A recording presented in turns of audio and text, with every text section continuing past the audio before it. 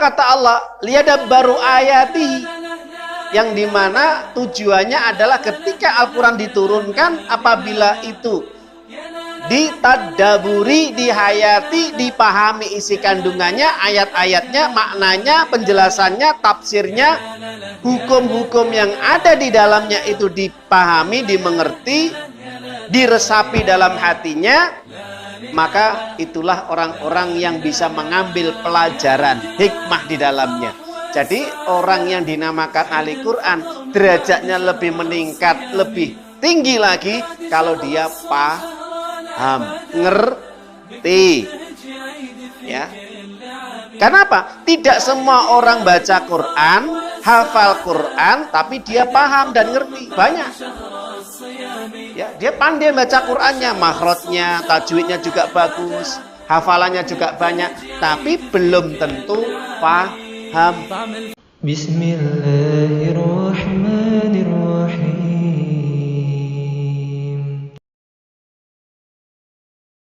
Alaihi wasallam. Fa inna asdaqal hadits kitabullah wa khairul huda huda Muhammadin sallallahu alaihi wasallam. Wa syarrul umuri mudatsatuha wa kullu mudatsatin bid'ah wa kullu bid'atin dhalalah wa kullu dhalalatin finnar. Tsumma qala fi haditsil ukhra khairukum man ta'allama al-Qur'ana wa 'allama iqra'ul Qur'an fa innahu ya'ti yaumal qiyamah syafi'a li ashabi. Tsumma qala inna lillahi ahlina minan nas qalu man hum ya Rasulullah qala hum ahlul Qur'an ahlullah wa khassatuhu. Rawahu Ibnu Majah bi sanadin sahih. Ba'd. Alhamdulillah para jamaah Bapak Ibu yang dimuliakan oleh Allah Ta'ala, pada kesempatan yang berbahagia ini tidak lupa kita bersyukur pada Allah Subhanahu wa Ta'ala atas segala limpahan nikmat-nikmat yang Allah berikan kepada kita, terutama nikmat iman dan Islam. Dengan nikmat ini kita bisa tetap menjalankan kewajiban-kewajiban yang Allah bebankan kepada kita tanpa ada sedikit pun rasa berat dalam hati kita, dan insya Allah alhamdulillah kita jalankan dengan begitu ringan, begitu mudah, karena ini semua atas rahmat dan juga ma'unah pertolongan Allah Subhanahu wa Ta'ala. Dan mudah-mudahan iman dan Islam ini terus kita jaga sampai kita meninggal dunia. Amin ya rabbal alamin. Yang kedua, mudah-mudahan salat serta salam tetap terlimpahkan kepada baginda kita yang mulia Nabiullah Muhammad Rasulullah sallallahu alaihi wasallam. Begitu juga para keluarga, Sahibul Bait, para sahabatnya dan juga umatnya. Sampai hari ini dan sampai hari kiamat tetap istiqomah, berpegang teguh dan memperjuangkan agama beliau sampai hari kiamat kelak. Para jamaah Bapak Ibu yang dimuliakan Allah Ta'ala, apa yang kami sampaikan di atas, yang dimana Nabi kita yang mulia Muhammad Rasulullah sallallahu alaihi wasallam ini menyampaikan perihal sifat-sifat orang yang dinamakan keluarga Allah. Allah kok punya keluarga? Maksudnya Allah itu punya umat pilihan, umat secara khusus, yang dimana Allah menyatakan bahwasanya mereka nanti orang-orang yang memiliki derajat yang tinggi, derajat yang mulia di sisinya, karena termasuk umat pilihan dan umat yang istimewa. Seperti apakah umatnya Nabi Muhammad SAW yang betul-betul istimewa di antara hamba-hamba Allah yang dipilih secara khusus? Maka dijelaskan di dalam hadis bahwasanya Rasulullah SAW, riwayat dari Anas bin Malik radhiyallahu ta'ala anhu, Nabi Muhammad SAW bersabda, Inna lillahi ahlina minan nas. Sesungguhnya Allah itu memiliki ahli atau memiliki keluarga dari kalangan manusia. Jadi Allah itu memiliki ahli atau keluarga dari kalangan manusia. Qalu, maka para sahabat bertanya, manhum ya Rasulullah, kira-kira keluarga Allah itu yang seperti apa? Bagaimana sifat-sifat mereka? Bagaimana karakter mereka? Maka Nabi mengatakan, qala hum ahlul Quran. Mereka termasuk dari kalangan ahli Quran. ahlullah wa khasatuhu. Dan itulah termasuk keluarganya Allah, ahlinya Allah, dan juga manusia-manusia yang dipilih oleh Allah secara khusus. Mereka mendapatkan keistimewaan, keutamaan, ya. Karena ahli Quran ini menurut Nabi Muhammad SAW termasuk manusia pilihan, ya. Jadi para jamaah Bapak Ibu yang dimulakan Allah Ta'ala, kalau kita pengen dipilih sama Allah, maka hendaknya kita menjadi ahlul Quran. Orang yang cinta, orang yang dekat dengan Al-Quran. Jangan sampai kita ini jauh dari Al-Quran. Kalau kita jauh dari Al-Quran, maka Allah pun jauh kepada kita. Karena Al-Quran itu merupakan kalamnya Allah, firmannya Allah, ngendikanipun Allah. Jadi jangan sampai Al-Quran ini menjadikan nanti sebagai penuntut, bukan pemberi syafaat. Ya, jangan sampai menjadi penuntut. Ya, kita dituntut sama Al-Quran. Secara nggak langsung kan Allah menuntut kita. Kalau kita dituntut sama Al-Quran, maka secara otomatis itu tandanya kita dituntut sama Allah. Kenapa? Karena kita telah mengabaikan Allah. Kita tidak memperdulikan Allah. Kalau kita mengabaikan Al-Quran, maka kita juga mengabaikan Allah. Begitu juga tatkala kita ini mengabaikan sunnah-sunnahnya, hadis-hadisnya, maksudnya sunnah-sunnah Nabi, maka otomatis kita juga mengabaikan Nabi Muhammad SAW. Maka orang yang nanti mengabaikan sunnah Nabi, maka dia termasuk mengabaikan Nabi, maka dia tidak akan mendapatkan syafaat dari Nabi. Dan tidak akan merasakan air telaganya Nabi, yaitu namanya Al-Kautsar. Telaga Al-Kautsar, ya. Itu telaga yang disiapkan oleh Allah, yang hanya diperuntukkan kepada Nabi. Ini telaga yang paling besar daripada telaga-telaganya para nabi yang lain, para rasul yang lain.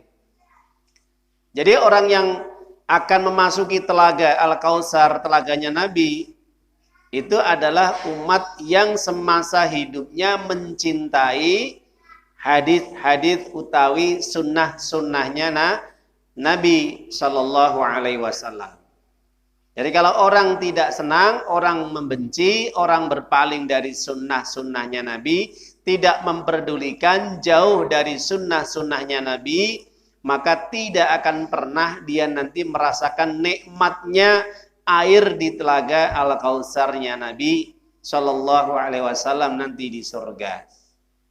Bahkan mereka akan terhalangi untuk memasuki telaga. Ada mereka, orang-orang yang terhalangi tidak akan memasuki telaganya Nabi nanti pada hari kiamat. Insya Allah nanti kalau ada pertemuan kita akan kupas di antara orang-orang yang mereka terhalangi untuk bisa mencicipi, merasakan minum air telaganya Nabi Al-Kautsar nanti pada hari kiamat. Jadi para jamaah Bapak Ibu rahimani rahimakumullah SAW, jadi orang yang jauh dari Al-Quran tandanya jauh dari Allah Subhanahu wa Ta'ala. Orang yang berpaling dari Al-Quran tandanya orang yang berpaling dari Allah. Orang yang tidak menjadikan Al-Quran sebagai pedoman hidup tandanya dia telah mengabaikan Allah. Seakan-akan Allah itu tidak mampu mengatur urusan manusia kalau dia tidak menjadikan petunjuk pegangan hidup ataupun tuntunan hidup atau way of life, manhajul haya. Ya. Jadi oleh sebab itu para jamaah Bapak Ibu hadani wa hadakumullah ta'ala, maka orang yang diistimewakan oleh Nabi, orang yang dipilih oleh Nabi nanti pada hari kiamat adalah mereka yang menjadi ahlunya Allah, yaitu ahlul Quran. Dan inilah termasuk manusia-manusia pilihan nanti pada hari kiamat. Kenapa? Punya kedudukan yang tinggi, punya derajat yang mulia di hadapan Allah. Nah, bagaimana karakter sifat yang dinamakan ahli Quran? Maka karakter sifat ahli Quran termasuk manusia istimewa dan manusia pilihan adalah yang pertama adalah mereka orang-orang yang gemar senang membaca Al-Quran. Jadi orang-orang yang senang membaca Al-Quran adalah orang-orang yang termasuk pilihan. Jadi Bapak Ibu yang dimuliakan oleh Allah Ta'ala, jangan sampai kita ini lalai dari membaca Al-Quran, apalagi malas-malasan. Kita sebagai orang muslim, orang yang mengaku beriman kepada Allah, maka hendaknya kita orang yang gemar suka membaca Al-Quran. Makanya Allah sendiri perintahkan di dalam Al-Quran surat Al-Alaq. Apa kata Allah? Iqra bismi rabbikal ladzi khalaq. Ini kan ada perintah kata Iqra. Maka kata Al-Quran diambil dari kata Iqra. Qiraah, qara'a, yaqra'u. Jadi para jamaah Bapak Ibu yang dimuliakan oleh Ta'ala, itu perintah dari Allah kepada Nabi. Dan perintah ini sifatnya adalah individual. Person, one by one. Ya. Jadi setiap orang itu diperintah untuk membaca Al-Quran. Jadi tidak boleh diwakili, nggak boleh. Kalau jadi orang tua itu anaknya rajin mengaji, anaknya rajin baca Quran, sedangkan orang tuanya tidak mau baca Quran, padahal dia ngerti dan dia bisa. Ya, nah itu. Jadi para jamaah Bapak Ibu, perintah membaca Quran itu dijelaskan di dalam surat Al-Alaq. Ayat yang pertama ini, bacalah Al-Quran, kata Allah. Bacalah Al-Quran, wahai Muhammad. Dan perintahkan kepada umatmu untuk senantiasa membaca Al-Quran. Dengan menyebut nama Tuhanmu. Karena Allah telah menciptakan. Kalau Allah sudah menciptakan, maka ikuti aturan Allah. Setiap perintah harus dijalankan. Itu perintah yang pertama. Perintah yang kedua juga di dalam surat Al-Muzammil, surat 73, ayat yang ke-20 terakhir. Di tengah-tengah ayat Allah perintahkan, faqra'u ma tayassara minal Qur'an. Perintah. Ada kata-kata faqra'u, qara'a yaqra'u, iqra'u. Allah memerintahkan iqra'ul Qur'an, ya. Iqra' ma tayassara minal Qur'an. Bacalah wahai Muhammad, perintahkan kepada umatmu hendaknya mereka membaca Al-Quran mana yang paling mudah di antara ayat-ayat atau surat yang mereka bisa baca. Itu perintah. Jadi kita membaca Quran mana yang kita senangi, mana yang kita anggap kita mudah, yang ringan kita baca, ya itu kita baca terus. Mampunya kalau surat Al-Ikhlas, Anas, Al-Falaq ya sudah. Kalau dia nggak bisa mampu yang lainnya, ya itu terus dibaca. Dihafalkan kalau bisa. Itu. Nanti kalau dia senangnya baca Al-Baqarah ya nggak apa-apa, karena nanti surat Al-Baqarah nanti bisa memberikan syafaat pada hari kiamat juga. Itu. Itu perintah dari Allah Subhanahu wa taala yang mudah. Mana yang kita senangi dari surat-surat tadi, yang kita mampu dan kita merasa ringan dengan bacaan tersebut, tidak merasa berat. Dan juga perintah di dalam hadis Nabi Muhammad SAW, dalam hadis Imam Muslim, apa kata Nabi? Iqra'ul Qur'an fa innahu ya'ti yaumal qiyamah syafi'a li ashabi. Bacalah Al-Qur'an karena Al-Qur'an nanti akan memberikan pertolongan syafaat pada hari kiamat bagi yang gemar membacanya. Itu hadis Imam Muslim ya. Dan juga dijelaskan dalam hadis Imam Tirmizi. Apa keutamaan pahala membaca? Ini sekedar membaca lah ya. Saya belum menjelaskan nanti menghafalnya, mentadaburinya, memahaminya, mengamalkannya, mendakwahkannya. Ini belum. Ini masih taraf membaca dulu. Masih qiraah, masih membaca. Jelaskan dalam hadis Imam Tirmidzi dikatakan, man qara'a harfan min kitabillahi falahu bihi falau bi hasanatun wal hasanatu bi asyri amsalihah. La aqulu alif lam mim harfun walakin alif harfun lam harfun mim harfun. Barang siapa yang dia membaca satu huruf saja di dalam Al-Qur'an, satu huruf saja, maka oleh Allah akan diberi pahala 10. Bahkan dilipatkan, bisa lebih. Dan aku tidak mengatakan bahwasanya alif lam mim, ketika orang baca alif lam mim itu satu huruf. Atau alif lam mim shad satu huruf, bukan. Atau alif lam ro, bukan.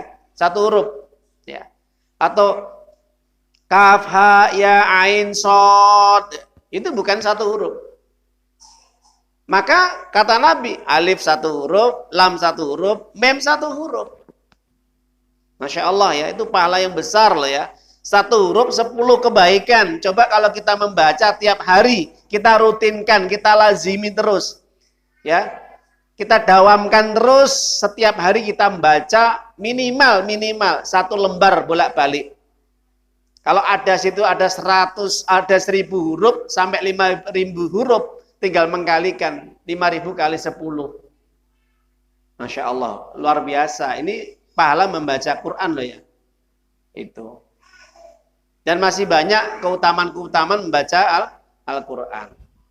Jadi para jamaah Bapak Ibu yang dimuliakan Allah Ta'ala, itu keutamaan orang yang membaca Quran. Adapun mereka yang nanti menghafalkan, itu juga memiliki pahala yang lebih besar lagi. Kenapa? Orang-orang yang bisa menghafal Quran adalah orang-orang yang memiliki keutamaan, bahkan bisa memberikan syafaat bagi kedua orang tuanya. Apa kata Nabi Muhammad SAW? Siapapun orang yang dia menghafal Quran dan mengamalkannya, maka nanti pada hari kiamat kedua orang tuanya akan diberikan apa? Mahkota dari surga. Ketika ditanyakan, orang tua ditanya kepada Allah, ya Allah, kenapa saya diberi hadiah mahkota ini? Maka Allah mengatakan, ini disebabkan karena anakmu termasuk ahli Al-Quran. Jadi termasuk anakmu juga penghafal Quran, ahli Quran. Dia orang-orang yang anak-anakmu semasa hidupnya suka menghafal Quran. Pandai mengimami, mengajarkan dan yang lainnya. Ya. Jadi kalau bisa, kalau kita sudah pintar membaca, maka naik taraf yang kedua apa? Menghafalkan. Kalau sudah menghafalkan, taraf yang ketiga, kita menjaga hukum-hukum tajwidnya dipelajari, dipahami, diresapi, dihayati kandungannya. Nggak sekedar membaca, menghafal, tapi harus paham, ngerti. Isi kandungannya itu ngerti, maknanya, tafsirnya, hukum-hukumnya, perintah dan larangannya. Kalau sudah seperti ini, maka ini termasuk orang-orang yang cerdas, kata Allah. Orang-orang apa? Orang-orang yang cerdas, ya. Makanya Allah Subhanahu wa taala kalau kita membuka di dalam Al-Qur'an, ya, yaitu di dalam Al-Qur'an ini di dalam surat Shad, ya. Apa kata Allah Subhanahu wa taala? Surat Shad itu surat yang ke-20. Nah, kita perhatikan di dalam surat Shad, ya. Allah Ta'ala berfirman, inna anzalnahu ilaika mubarak, ya, liyadabbaru ayatihi walitadakkara ulul albab. Ya. Dijelaskan di dalam surat Shad ayat yang 29.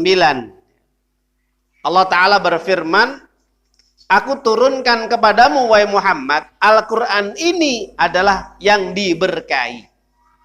Yang diberkahi. Apa kata Allah? Liyadabbaru ayatihi.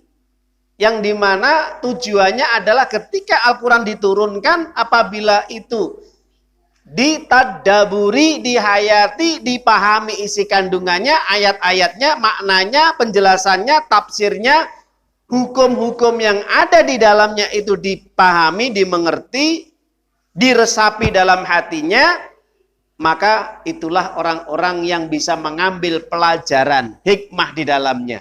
Jadi orang yang dinamakan ahli Quran, derajatnya lebih meningkat, lebih tinggi lagi kalau dia paham, ngerti. Ya. Kenapa? Tidak semua orang baca Quran, hafal Quran, tapi dia paham dan ngerti. Banyak.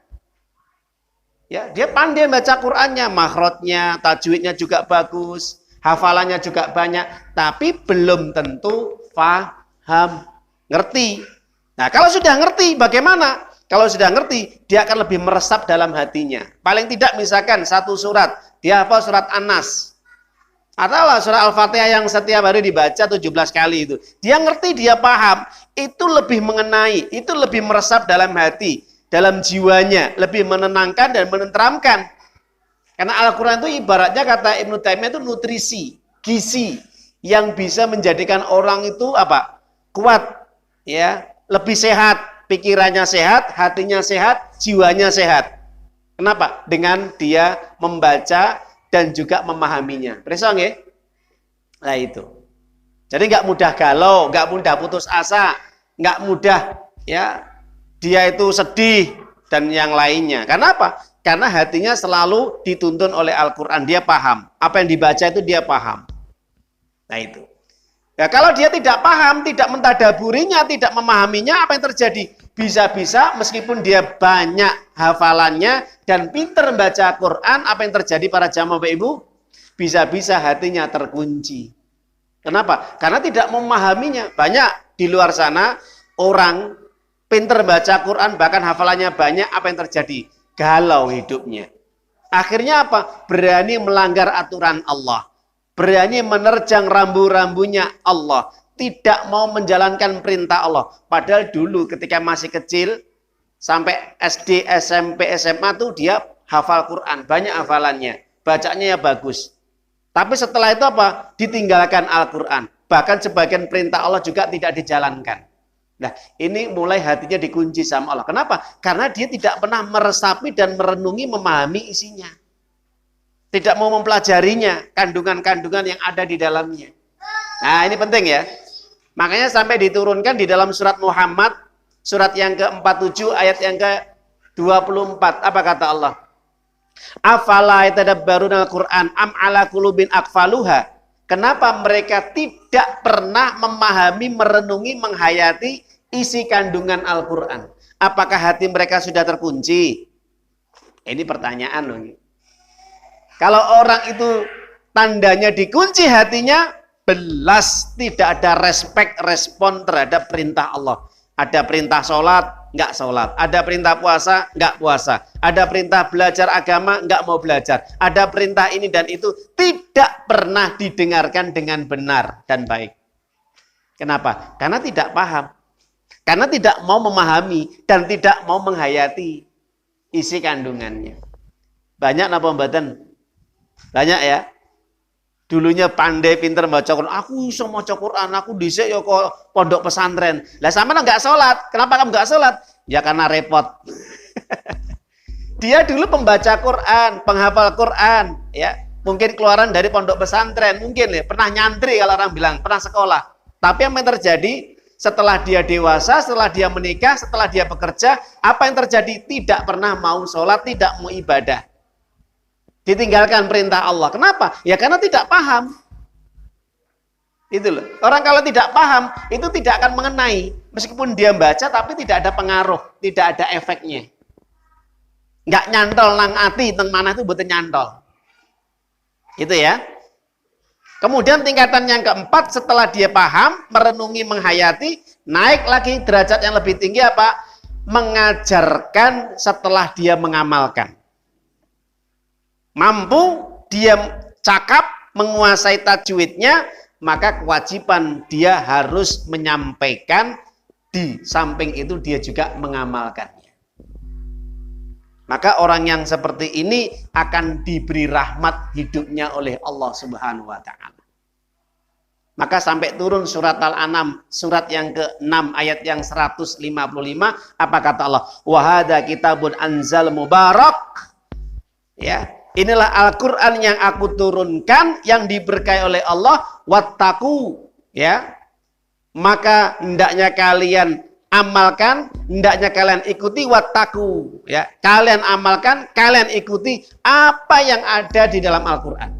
Apa yang diperintahkan oleh Allah. Amalkan. La'allakum turhamun. Ini perintah ya. Orang yang hidupnya dirahmati, mendapatkan kasih sayang Allah, semakin dia tinggi derajatnya kalau dia mau mengamalkan Al-Quran. Ya. Dan yang paling mulia lagi, kalau dia mengajarkan, dia meraih derajat manusia yang paling terbaik di dunia ini. Apa kata Nabi dalam hadis Imam Bukhari? Khairukum man ta'alamal Qur'ana wa 'allamah. Sebaik-baik kalian, sebaik-baik manusia di muka bumi ini adalah siapapun mereka yang mau belajar Al-Quran, mau ngaji, sampai dia bisa baca Quran, kemudian dia mengamalkan dan mengajarkannya. Itu adalah sebaik-baik manusia. Jadi para jamaah, itulah sifat karakter yang dinamakan ahlullah, keluarganya Allah, yaitu ahli Quran. Jadi Bapak Ibu nggih, pengen jadi keluarganya Allah, pengen jadi orang-orang yang khusus, istimewa, pengen jadi pilihan-pilihan manusia nanti yang dipilih oleh Allah pada hari kiamat, mendapatkan derajat yang tinggi, pengen jalankan sifat-sifat dan karakter yang ada di dalamnya. Rajin baca, jangan malas-malasan. Yang kedua, kalau mampu, biasakan coba untuk menghafalnya. Meskipun 1-2 ayat digunakan untuk sholat. Kalau sudah bisa mampu lagi, tadaburi, pahami isinya, buka terjemahannya, syukur-syukur ditambah lagi dengan tafsirnya. Tambah lagi, berusaha untuk diamalkan dalam kehidupan sehari-hari. Dan kalau memang mampu sudah menguasai tajwidnya, makhrajnya, ajarkannya. Ajarkanlah. Kepada siapa? Ajarkan kepada minimal keluarga. Anak-anak, cucu-cucu untuk bisa membaca Al-Quran. Mulai Al-Fatihah, surat-surat pendek, juz 30, dan nanti meningkat terus. Kenapa? Karena orang yang mengajarkan Al-Quran adalah orang yang paling baik, istimewa di dunia ini. Itulah sebaik-baik manusia.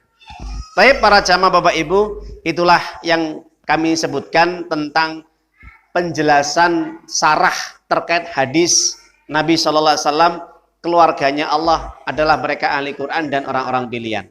Ya ayyuhalladzina amanu ittaqullaha haqqa tuqatih wa la tamutunna illa wa antum muslimun.